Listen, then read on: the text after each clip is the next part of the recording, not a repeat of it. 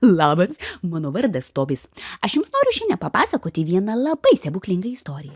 Jeigu norite ją išgirsti, spauskite šį mygtuką ir sekite mano kelionę internete. O dabar keliaujam!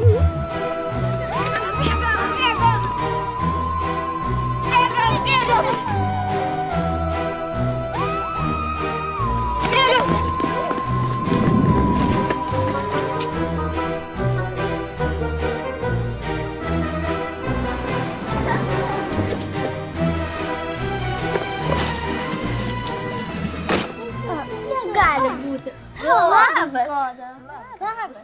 Labas. Atsiprašau, kad vėluoju. Goda, kas nutiko, kodėl mus čia sukvietei? Žinot ką, jūs nepatikėsit. Šiąnakt man palei mano lovą kažkokie monstriukai pradėjo šokinėti. Jie buvo baisus. Pūkuoti, vieni buvo tokia žalia. Ir aš, kai atsiguliau, jie pradėjo lįsti iš lovos, iš užuolaidų, pradėjo slankioti. Ir tai, ką aš sugalvojau, atsiverčiau savo mėgstamiausią knygelę ir nupiešiau tuos monstrukus. Ir kai užverčiau tą stebuklingąją knygelę, viskas dingo. Kaip galėjo atsitikti? Pasaulyje monstriukų nebūna. Jie neegzistuoja. Tai čia tikrai egzistuoja, negali būti. Bet kai atsibudau, ryte tos knygos nebebuvo. Nebebuvo? Kaip tai nebebuvo? Jo. Nu, tai... Ji dingo. Dingo? Kaip į vandenį. Kas ją paėmė, tą knygą? Manau, kad vienas iš monstriukų naktį, kai jau viskas buvo baigta, kai buvau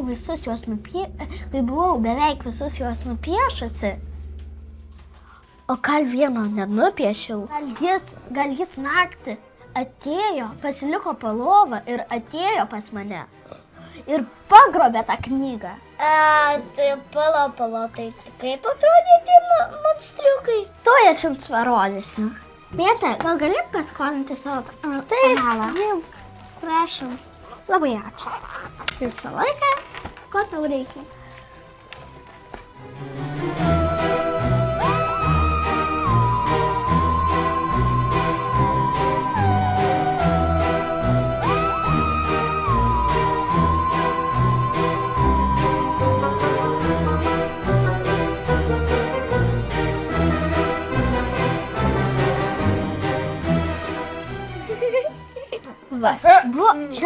Čia buvo pirmasis monstras. Dar tai rieva tokia burna.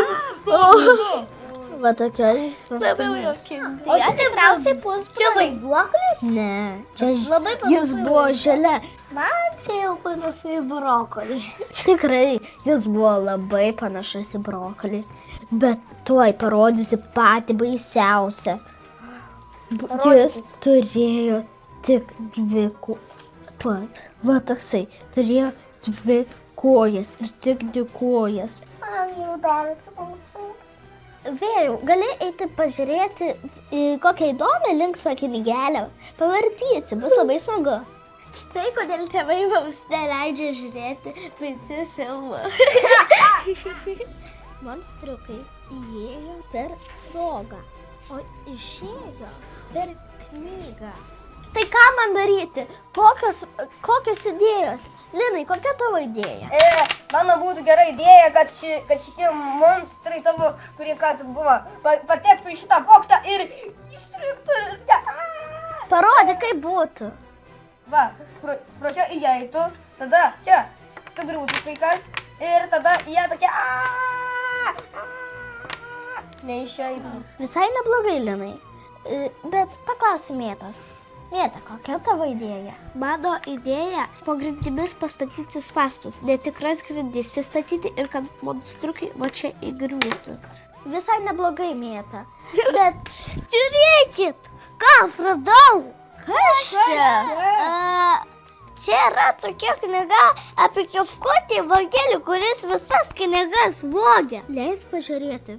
Aš myliu knygas. Tai mano dienoraščio pavadinimas. Pala, didžioji monstrų enciklopedija. Mano kambarys, gaublys, rožinė lempa. Pala. Čia yra slaptos durys mano kambarį.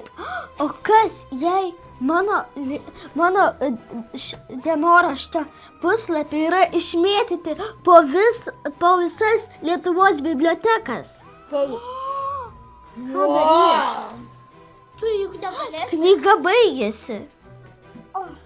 Reikės dar paieškoti kažko.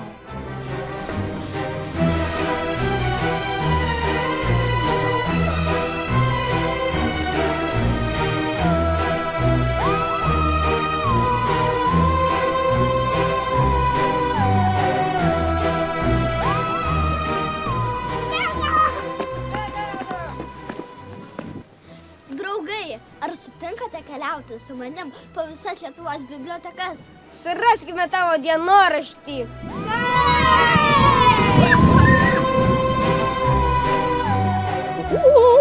Sveikučiai. Kad tik vaikai žinotų, jog dienoraštis iš tikrųjų yra pas mane. Einam, kai ką jums parodysiu. Čia yra mano namai. O mes susitiksime kitoje serijoje.